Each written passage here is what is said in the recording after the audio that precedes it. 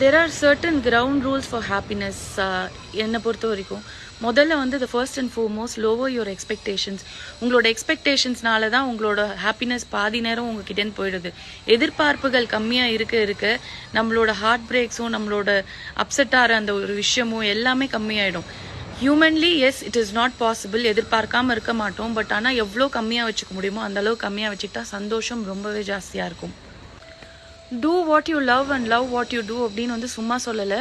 உங்களுக்கு பிடிச்ச விஷயத்த பண்ணணும். இல்லை ஒரு விஷயம் பிடிக்கலன்னா பண்ணக்கூடாது.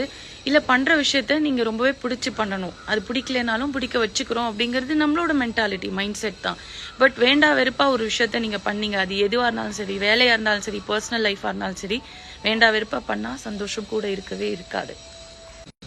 Don't make anyone or anything your source of happiness. இவங்களால தான் எனக்கு சந்தோஷம், இந்த விஷயத்தால தான் சந்தோஷம், இது இருந்தால் தான் சந்தோஷம் அப்படின்னு செட் பண்ணிக்காதீங்க ஒரு பர்டிகுலர் இடத்துல.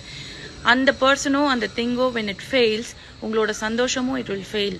ஸோ அதனால வந்து don't set it on someone or something. Be happy by your self.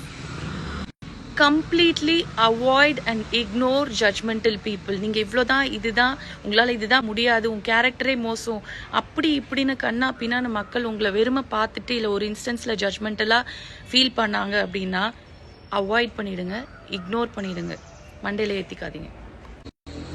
கடைசியாக வாய்ஸ் அவுட், ஸ்பீக் அவுட். ஏதாவது ஒரு விஷயத்தினால நீங்கள் சோகமாக இருக்கீங்க, ரொம்ப ஹர்ட் ஆகிருக்கீங்க, கஷ்டப்படுறீங்க அப்படின்னா உள்ளேயே வச்சுக்காதீங்க. உள்ளே எல்லாத்தையும் தேக்கி வைக்க வைக்க அங்கே ஹாப்பினஸ் போக இடமே இருக்காது இல்லையா? ஸோ அந்த மாதிரி அதை பேச தொடங்கிட்டிங்கன்னா, when you start talking out to people, tell them this is what I feel, you hurt me, I'm angry with you, இந்த மாதிரிலாம் நமக்குள்ளே இருக்குன்னு பேச ஆரம்பிச்சிட்டாலே சந்தோஷம் அப்படிங்கிறது தானாக லைஃப்பில் வந்துடும். Speak out.